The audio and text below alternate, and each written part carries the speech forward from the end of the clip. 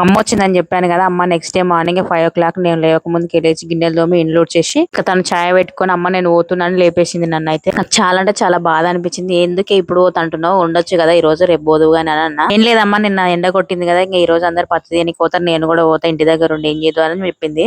అసలు ఈ విషయం విన్నాక నాకే బాధ అనిపించింది. ఏందబ్బా నేను పుట్టినప్పటి సంది ఇప్పటి వరకు నేను పెరిగి పెద్ద అయినా నేను ఇంటి దగ్గరనే ఉంటున్నాను కానీ మా అమ్మ ఇంకా కష్టపడుతూనే ఉంది అనిపించింది నాకైతే. ఇక్కడ నుంచి బయలుదేరడం కూడా ఎర్లీ మార్నింగ్ 5:30కి బయలుదేరిందండి. అసలే చలికాలం కదా ఇది. అసలు అలా ఎలా వెళ్ళగలిగిందో అనిపించింది నాకైతే. కానీ ప్రతి ఒక్క తల్లిదండ్రులకు వాళ్ళ బిడ్డలు మాత్రం యువరాజులు యువరాణి లాగానే బ్రతకాలనుకుంటారు. కానీ వాళ్ళు మాత్రం కూలీల లాగానే ఉంటారేమో అనిపిస్తుంది నాకు మా అమ్మ నాన్నని చూస్తుంటే. నాన్న నేను ఊరికి వస్తున్నాను అన్నాను అనుకోండి, ఇంకా ఎండకి వెళ్ళకండి అమ్మ, పొద్దున్న వెళ్ళండి సాయంత్రం అని వెళ్ళండి కానీ ఎండకైతే రాకుండా అని చెప్తారు.